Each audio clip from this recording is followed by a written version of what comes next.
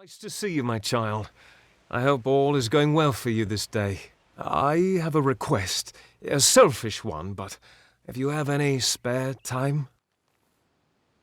I came to St. Edric's to find peace. Peace and a place to study. It's quite scenic, and nature's beauty has always helped me think better. Puts my mind at ease. A dense and magical forest, home of the traveller's camp, and a place to find lodging or goods if you have need of it. They are a system of caves running through Haxi, said to have a hidden exit that holds a treasure on its cliff, if it can be found, that is. So much of the world around us is made of things we can look at, but never see. St. Edric's wants to show us a way to see those things, the meanings in them that go far deeper than their facade. From what I hear, it may be home to some of the best thieves around. I'm probably not the most worldly man, but I know enough to be on alert when I pass their camp. Well, it's Brother Padrick. He's a friend of mine. He left about a year's time ago in search of adventure. Said the monk's life was too bland for his tastes. He mentioned hearing about a treasure only found through a hidden exit from Split Rock Depths, that he might find it if he camped in Haxi for a bit. But such a long time has passed and no word from him. I'm terribly worried, and I thought you might... well, you could check up on him for me? Mitharu's blessings upon you, child. Bless you. Thank you so much. My mind is already at ease knowing you would take on this charge. If it helps, I would begin your search at Split Rock Depths. It is the only place he had mentioned by name. He was always looking for more adventure than St. Edric's could offer him. This made him an ambitious man. When he spoke of traveling and seeing more of these lands, there was always a sparkle in his eye. The man was such a dear friend, he even asked me to go with him. I hold no such ambitions for myself. Towards Haxi and into Split Rock Depths. Begin your search for him there. It's nice to see a new face about. Please, stay. Enjoy the gifts of our benevolent Mitharu. 5 years in the swamps of Cluricon was enough to rid me of my lust for war. I was an impetuous youth, raised by the back of my father's right hand. But I found home here with the others. All we seek is a sliver of peace in this vast world. I know only what I've seen from this hill. The Fae are a wild race, inspired by the intimacy with the natural world. We at the mission marvel at this relationship. Occasionally Father Eter would play host to a visiting summer court Fae, but I know nothing of the meetings, except that many of the brothers frowned upon them. I'll admit that the eastern lands are beautiful in their own way. Like Dalentarth, the forests and swamps are ruled by Fae folk, but a far more sinister variety. Cluricon should be seen, but I advise that you wait until after the war passes before you pay your ship's passage. It dried up several months ago, so we sent several brothers down to try and find some deeper reserves. Father Eter had great interest in Mitharu's natural splendors. He volunteered to lead the project, with Wolf by his side, of course. The authority is the one true father to all humankind. It is by his grace and order that we are able to survive the trials of this world. He tests us in all that we do. Our goal, as set forth by St. Edric, is to find the order in nature, in every blade of grass and curling leaf. For these designs are the authority's most beguiling. This mission was established 20 years ago. The gardens and fauna pens were Father Eter's idea. He marveled at Mitharu's gifts, the magic in the world around us. Welcome to St. Edric's. You're here to meet with Father Eter, yes? The Father's always playing host to interesting individuals such as yourself. His quarters are on the second floor of the mission bunkhouse. Most of his days are spent inside working on his research. I don't understand a word of it. No, I knew that they were arguing, but I never imagined that it would lead to murder. It's enough to make a man question his faith. Father Eter and his apprentice, Brother Wolf. They were inseparable, like a true father and son. It was a shared love of alchemy that brought them together. But since their work repairing the village well, they've been acting tense, even hostile. Just this morning I saw Ater fetching water. But now he's gone. Mitharu save us all. You're free to search the bunkhouse. Please, if you can shed any light on this tragedy, we'll do all we can to assist you. In another life, Wolf was a butcher in Gallifore. He's a naive sort and his gifts do not lie in prayer. But Father Ater believed that Wolf had been called. Father Ater and his apprentices conducted many experiments. He had a strong interest in alchemy and the magic of other races. There's proof of it everywhere. Stay back. I don't know who you are or how you found me, but you will not have the crystals. They are mine. Don't make me kill another. That was my name, yes. But it means nothing now. Not after everything I've seen, everything I've done. I'm a cursed soul now. Mitharu has chewed me up and spit me out. They radiate a strange, wild magic. A force that can cause change, or even destruction. The witch wishes to use the crystals to corrupt other types of magic. I lost my true father in the mines of Apatir. In many ways, Ater took his place. Taught me to respect hard work, discipline, the blessing of order in a chaotic world. I had no choice. He was trying to destroy the crystals. He didn't understand that we'd been chosen, that the crystals wanted us to possess them. The strange woman was right. She knew the crystals' power. That's why she wanted them, but we told her nothing. When she left, Father dropped the crystals back into the well, but they sang to me, told me to kill him and rescue them. Their voices, so beautiful. She was a fae, quite beautiful. Called herself the Maid of Windermere. Father Ater was suspicious of her kindness and threw the crystals down the well. It was his idea to lie when the maid asked him about the crystal's properties, its strength. Endless questions, but he told her nothing. I haven't found it yet. I was searching the well tunnels when I was attacked by kobolds. Nasty things. Father Ater did something to the crystal. Hid it by way of magic. A priest using magic. Unforgivable. The crystals give off a glorious music. Can you not hear? It speaks to me. I've spent hours playing my whistle and watching the crystals shimmer with joy. Father Ater believed that the magic within the crystals responded to the tones and rhythms of song, almost as if they were a living thing. Why would I want to do that? The song of the crystal is the only truth that has ever kept its promise of power. Mitharu? Never. Father Ater? No. The maid was right. The crystal gives the power to end the pain. And now, I choose to end yours. Leave it to Hallam the White and his pet to expose my plans. You will regret ever joining the House of Ballads. You will have to try better than that, beloved. I keep secrets for a reason. I wanted the mission's crystals, but the mortal and his boy would not cooperate.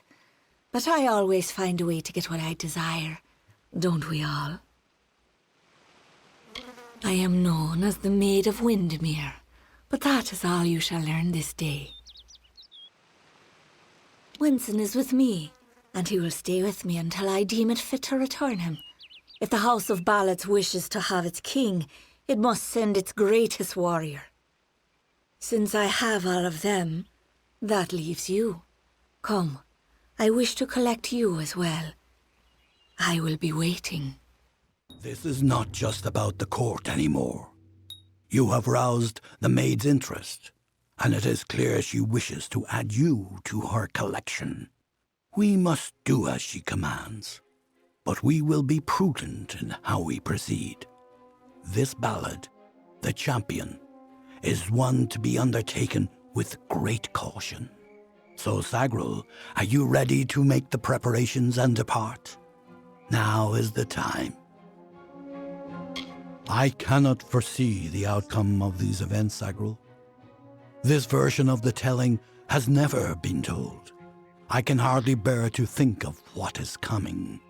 You must do all you can to preserve the House of Ballads, even as the maid tempts you with her promises of freedom. We have a responsibility to what has come before. She covets King Wenson and always has, by taking the whole court of enchantments. She is sending a strong message. Revenge is now what she desires most. There is more. There is you. The maid is a curious sort, one whose interest is easily aroused. Your presence has altered the telling, and she wishes to learn why. It is a tragic ballad of a knight who entered the maid's kingdom, only to fall prey to her enchantments. His name was Sir Elswin, and he had the best of intentions. Elswin gloriously overcame Windermere's defenses, but it was on the edge of the Weeping Gorge that the maid came to him and clouded his thoughts. Now he stands forever as the maid's lone champion, defender at the gates. All who wish to enter the kingdom of Windermere must go through him. Then it is time. You are the last knight of the House of Ballads. You represent all that we've been through, all that we are, in this telling and all those to come. There is little you can do to prepare for the journey ahead, but take another resurrection potion like the one you used to save Ferrara. You may need it. This is all I can offer you. The rest of the story is yours to tell. One can always find what is sought if the desire is strong enough. Venture northeast of the House of Ballads, and you will find your way. You've come. Wise. Wiser than those other fools in the House of Ballads. It is their inability to see beyond themselves that has brought them to this end. This is my realm, and any who seek to cross it must first face my challenges. The Wall of Thorns awaits.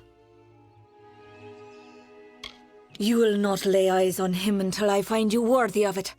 I pull your strings now. If you wish to rescue your friends, you must cross the field of battle. I am not of the summer court, but a flower of the bleak winter, and I desire the one thing that the chill of immortality cannot provide: love. As it is in the telling, so it will be for you. Only a true knight of the House of Ballads may pass beyond the wall, and every true knight needs armor. Tell me, beloved, are your tales worth a minstrel's breath, or are you just dust waiting to fall? Look who it is, Creth. Hallam the White has sent his right hand to tear at Our Lady's good name. You are interrupting a duel for the ages. There can only be one Windermere champion, and it shall be me. Of course, Creth has never been one to concede gracefully. The pawns of Hallam only wish to harm our mistress, and they will feel the sting of our blades. Do not count yourself among them. That would be unwise. She is the only one who deserves our worship, the only one willing to stand against the telling and fight for her own ambition. She is glorious. It is I, but in truth I've discovered a greater calling, a purpose that will never fade.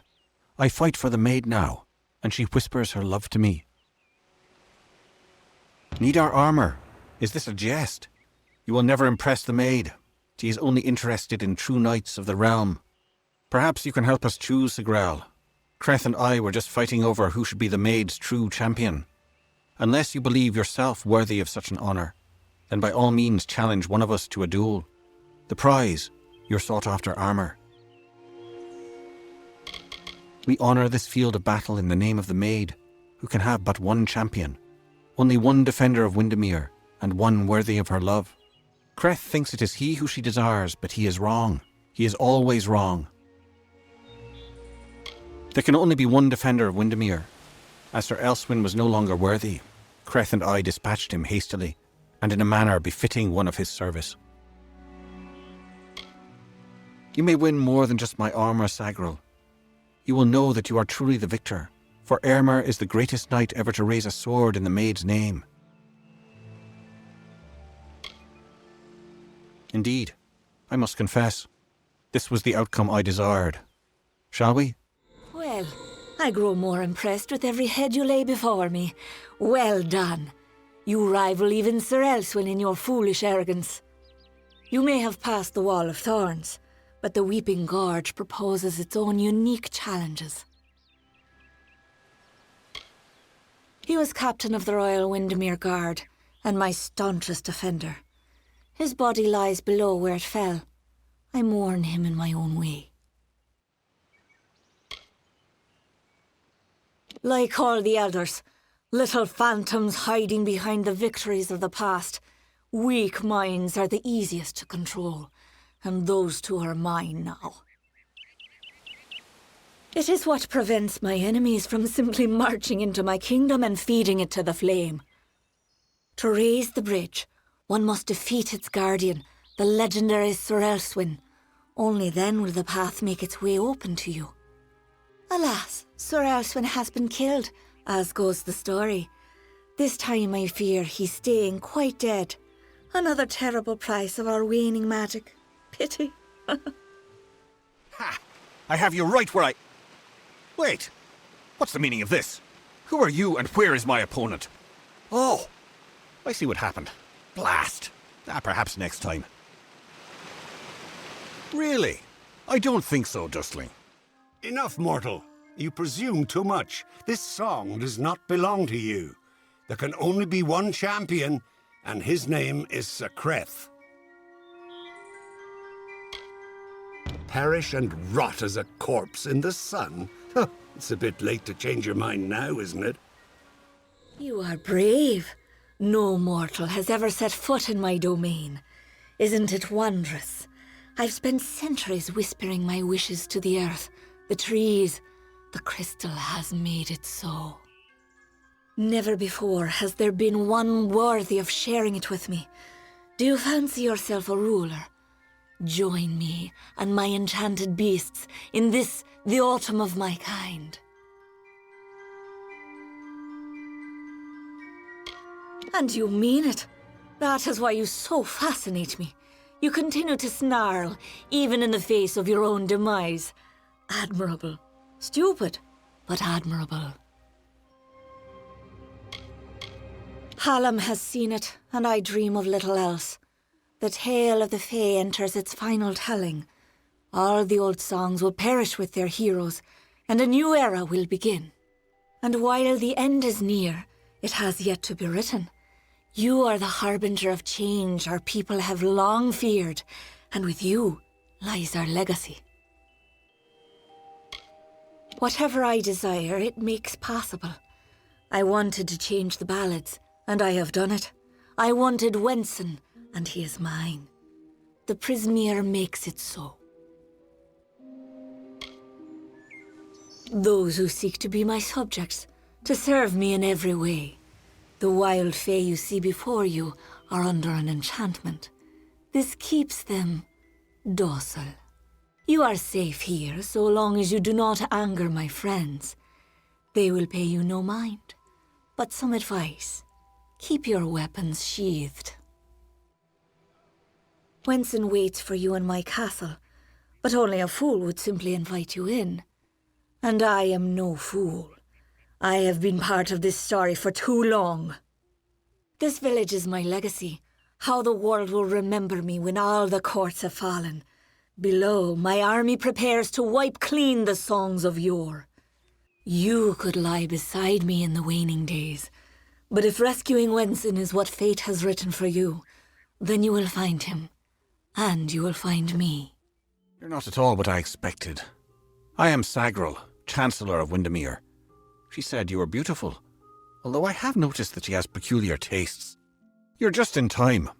Our little army is building up quite nicely. I was beginning to fear that we'd actually have to execute the lady's plans, ludicrous as they are. Every summer ballad ends in the maid's defeat. Time and again she has played the villain. Now she intends to change that permanently, and she has the power to do so. This army is not a new device, not at all. It is all part of the great ballad Cursed Kingdom, in which fair Queen Bellmaid reduces the maid's army to a scattered mob. It is the source of her power and of her madness. Normally she's not so terrible to be around, if you don't mind plotting and treachery, that is. Please, it is just Sagril. I am no knight. I only recently came of age. The maid seized me just as I was leaving my hollow, as though she had been waiting. The great cycle has left me vacant, but I am no friend of the Maid of Windermere. Though the winter ballads name her a hero, her favourite role is the heartless tyrant. The beasts in this village may act civilized, but they are anything but. Cross them and they will kill you, just like their wild cousins would. Of course you are, forgive me. I often forget that my time with the House of Ballads has passed. Now I am but a prisoner of the maid. We all are. You see, this place, it's calm. It is only an illusion. The maid uses her strange crystals to pacify the beasts, just as she enchants our friends. We must destroy the crystals to earn our freedom, but they are invisible to all but the maid. It is her song that calls them. The crystals are hidden around the village and forest of Summer's End. You cannot see them with the naked eye. They appear only when summoned by a musical tone. Quite a display, my friend. It makes me proud to share a name. You made quick work of the maid's army. The lady herself, however, will prove more formidable.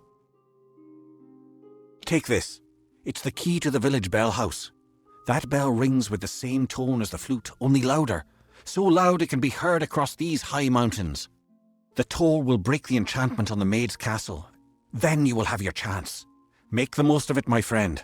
It may be your last. And now I am free. I do hope we meet again. I would like you to have this. It's a talisman. I have no need of it where I am going. Welcome to my home, beloved. I hope it suits your fancy, for you will never leave it.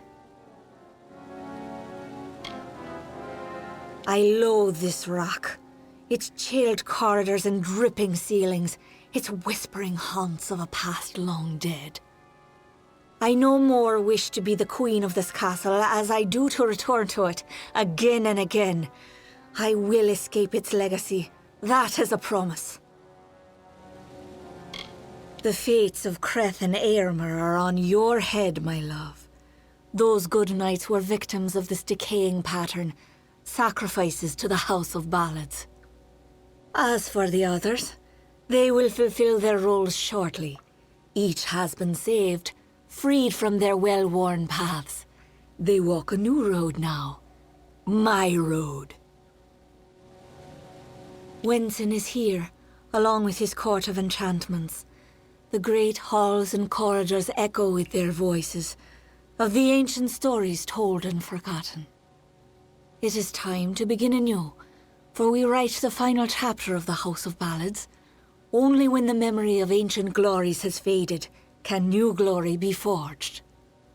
Everything you see, the castle and all that resides in it, could be yours. That includes my love. Consider it. Sagril, you've come at last. It's time to cross swords with one worthy of your talents. You have caused the maid much grief, and that saddens me. Luckily, your death will provide her much pleasure. I've seen the world as it could be.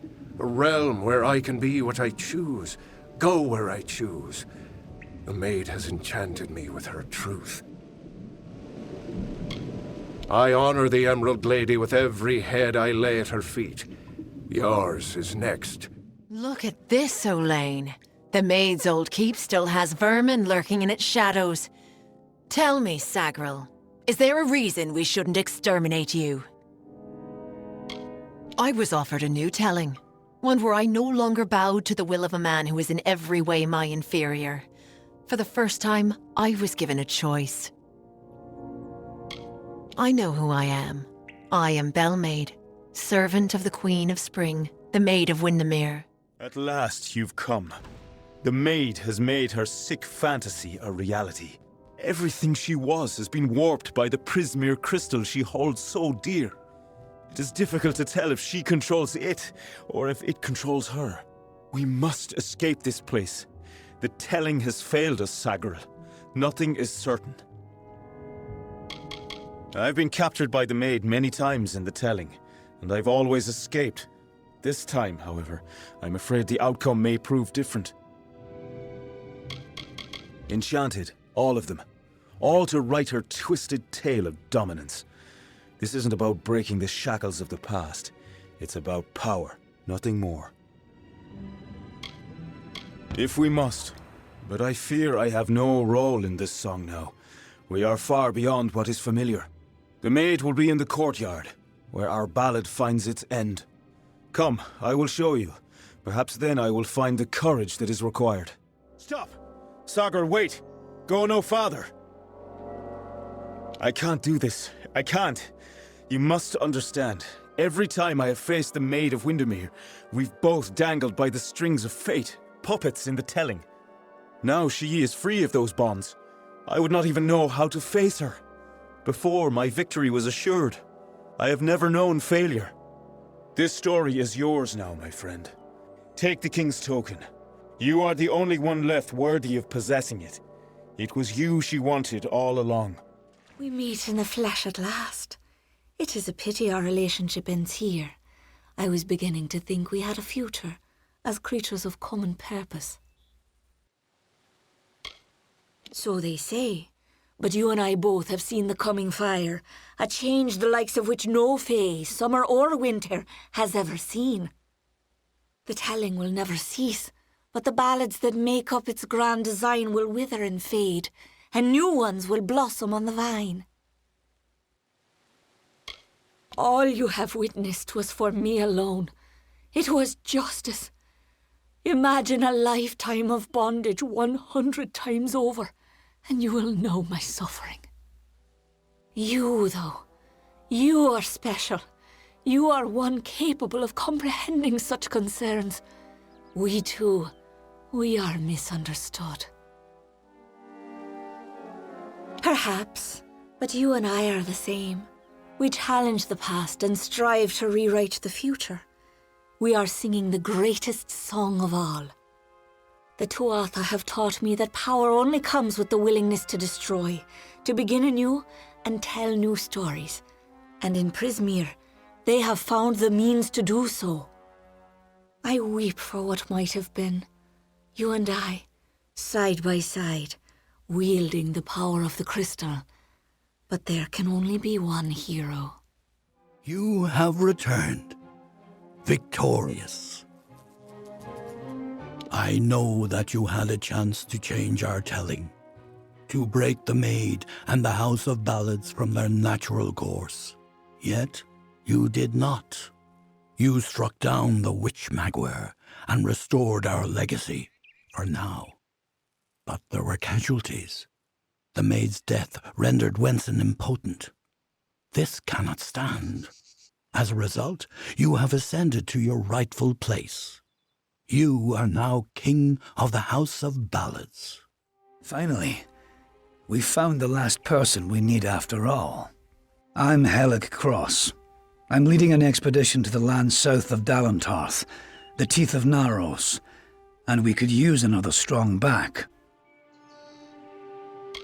A mage is always good to have on an expedition like this, except for Cash, but maybe he'll come around. During one of my other campaigns, I chanced upon a diary of an Almain monk, Denric the Crazed, said he found a way to the land south of Dalentarth. After reading what he found there, cities of gold, fountains of sapphires, I decided I wanted to see this land for myself. Been a mercenary for about 20 years now. Toured with the Warsworn, but didn't take quite as much pride in the work as they wanted. So I struck out on my own. You can make a fair bit of coin selling your sword to keep a farm or two safe. Not that I'll need to anymore. Sverri's got a fairly good head on her shoulders.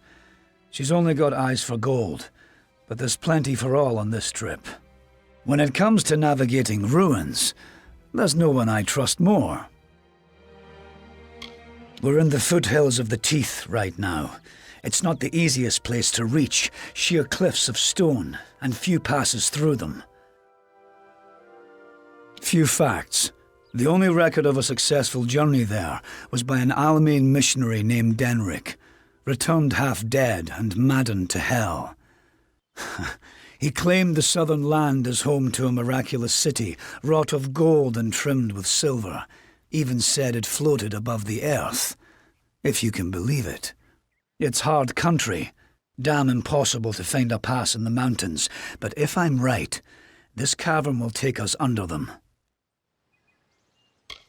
Because Denric wrote of more than wealth, tales of giant men, tall as houses, that slaughter any who approach.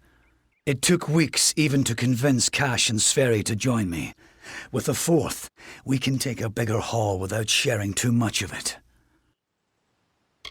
Denric was crazed, but I don't hold him a liar. I can overlook some bogeyman's tales if there's riches to be had. Can you? Then we only need to begin. I've seen to all the logistics, and all the preparations for the journey. Meet us in the Southern Passage. Let's try to cover as much ground as we can. It's the cave next to camp. I heard rumors that it was filled with artifacts that none had ever seen before. Strange carvings and huge works of stone. I don't know how dangerous it is, but I advise against being too carefree inside. We should go in as a group. The time of deliverance is almost nigh. The teeth of Naurus have gone untamed since the rocks were young, since the wind was but a child. And now, my chosen people stand on the precipice of taming this land, or succumbing to it. I thought once that none could change the stars of this world. But at last, one has come who can. Come, thou faithless one, I beckon thee. This... what is it? It looks like it's made of stone, but this stain, this is blood. This thing is flesh! I'm not going to stick around and find out what killed this thing. This whole damn place is cursed. What is that thing? Damn craven. Don't know what Cash was getting so worked up for. Just a statue somebody toppled over and got all bloody. Let the mage run to his mother. We don't need him.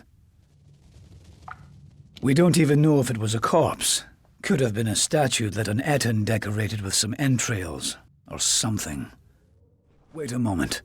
I don't like the look of this hallway up ahead. This is Sverri's area of expertise. Let her take the lead here.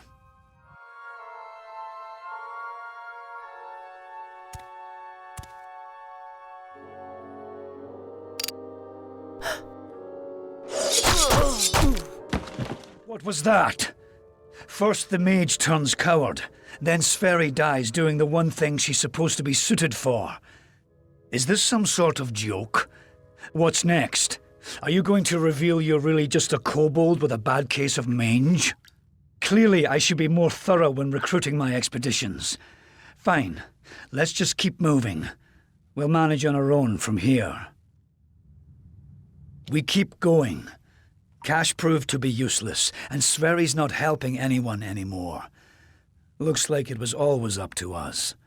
With just two of us, we'll have to try and manage as best we can. It won't be easy, but I thought something like this could happen. Hold on a moment. One of those damn beasts hit me worse than I thought. I think I need to rest for a while. Here, I'm going to wait here. Scout the passage ahead, and see if you can find a place to make camp. Will you stop fussing over me? It's not doing either of us any good for you to stay here. We need to find some place to make camp. I'll take it, but I'll wait until I really need to use it. Be a shame to waste the thing, wouldn't it? Now get going. I need to rest. Discover what you can, and come back to me. I told you, I'll be fine. I'll save the health potion you gave me for when things really get dire. Now, find a place for us to make camp. And so, after centuries, it has come to pass. The cipher has reached thy hands, Beckett. At last, my work can be completed. One who watched and waited for decades and centuries and eons, and all for this day when thou wouldst come before me.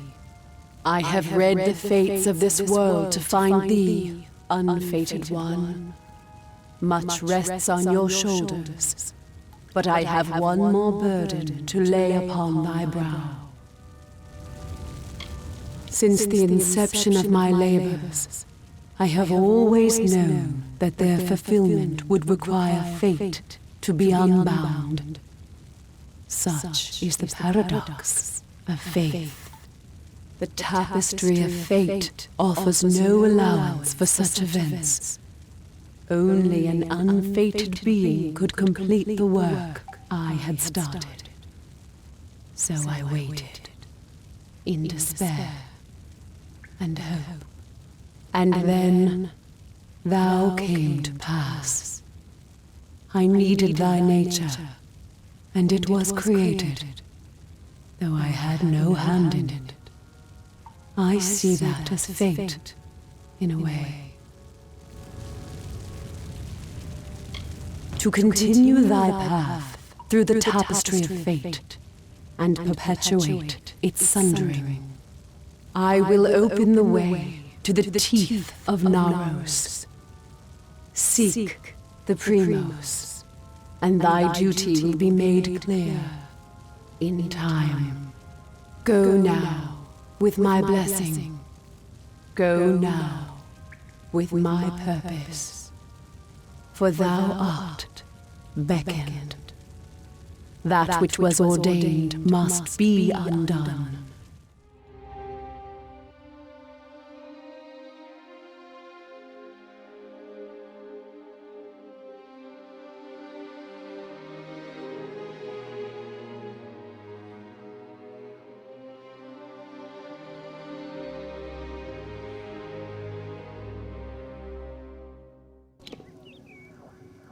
First we have an army of Jotun at our gates, and now this. I don't know you, little one, but you'll find no quarter here. This is still Colossi-held territory for the moment. State your intent.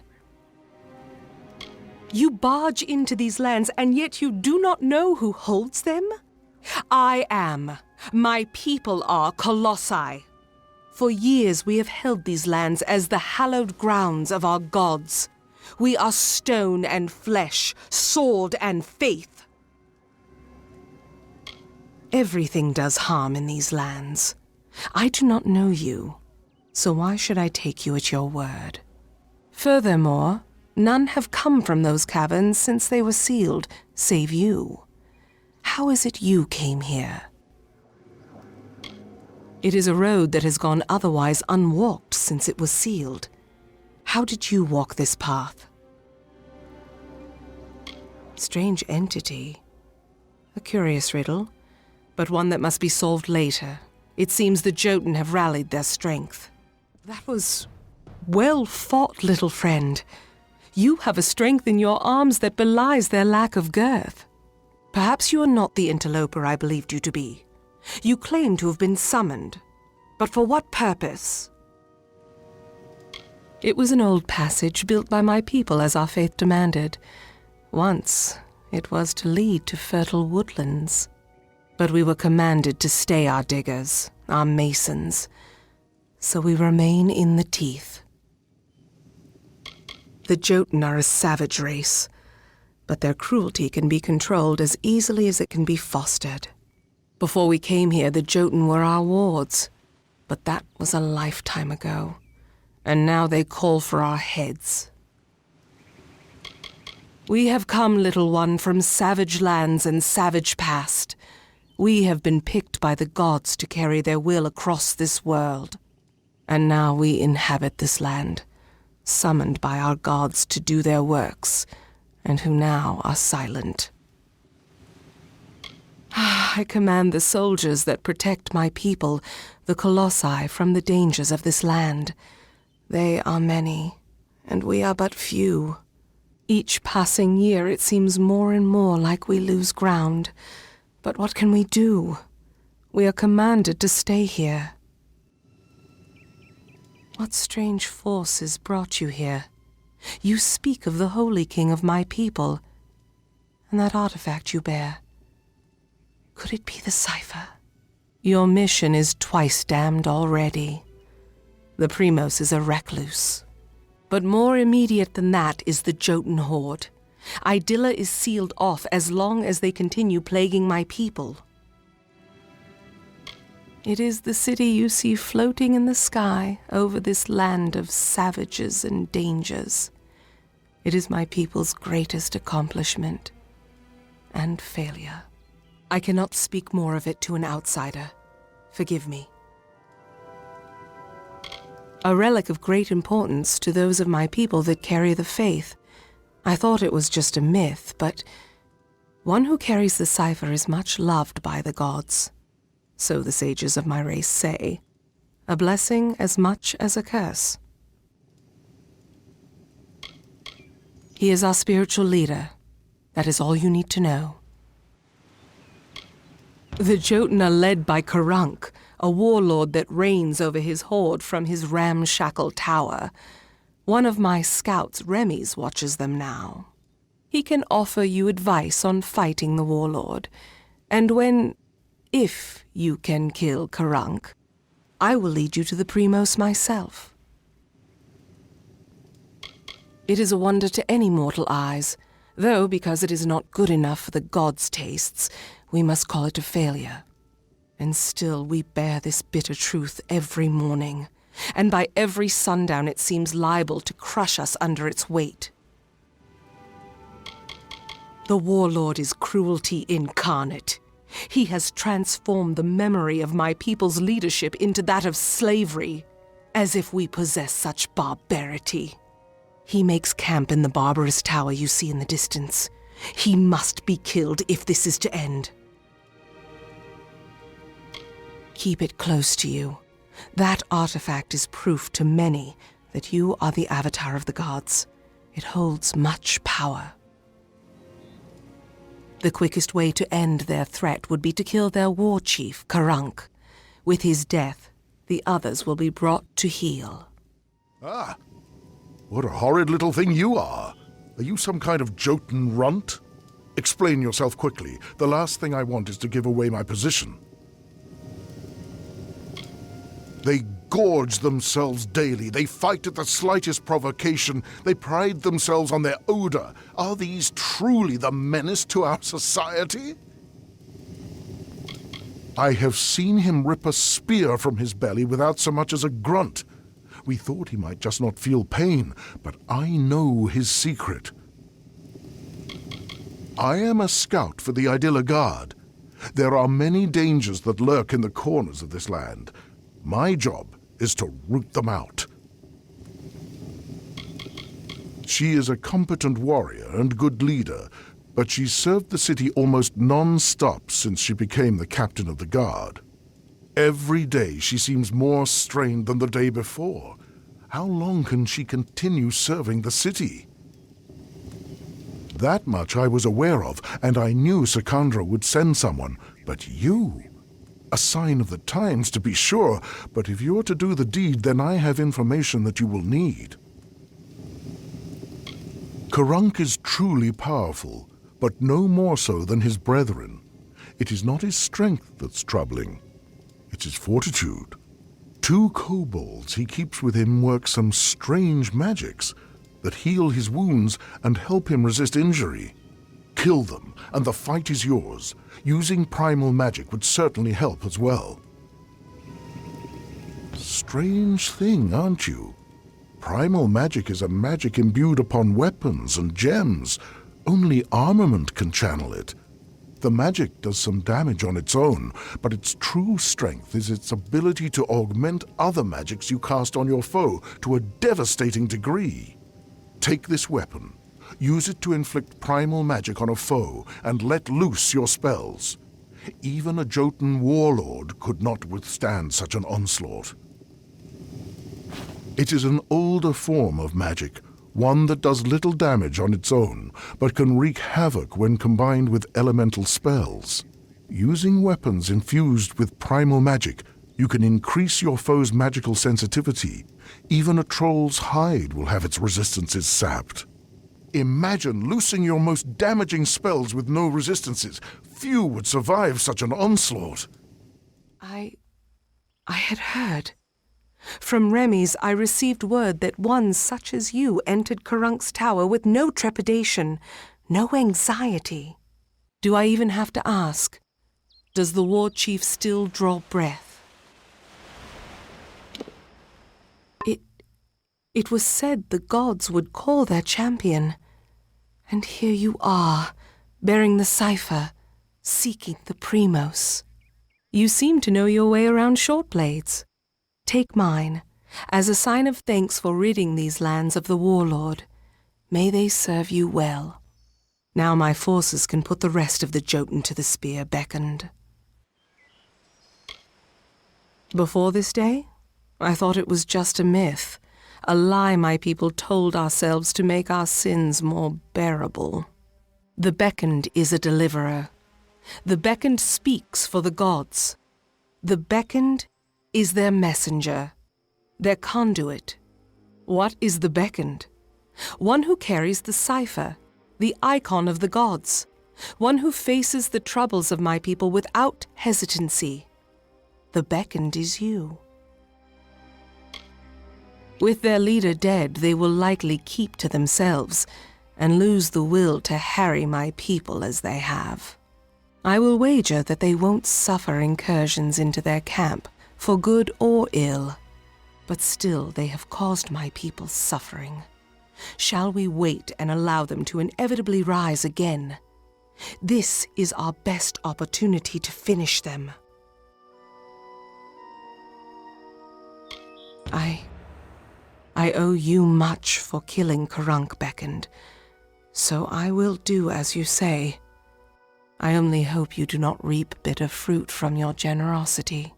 Now I will take you to the henge, and then to the Primos, as I promised. The Primos is our ruler, and the most devout of the Colossi. For example, our current Primos, Anakatos, has sequestered himself away from our people in prayer for years. Meanwhile, we are threatened every day, and because of Anakatos' extreme measures, we lack guidance. An artifact my people made. With the city in the sky, we knew we needed a way to travel from the teeth and back. The energies it focuses are the same as those that keep the city aloft. They can levitate people and objects safely. Here, beckoned. This artifact you see before us is a henge. We use it to transport to the city. It may be uncomfortable at first. I still recall retching after my first journey with it. But it is the only way into the city. I have thought on your decision to spare the Jotun, and how our intolerance exposes our hypocrisy.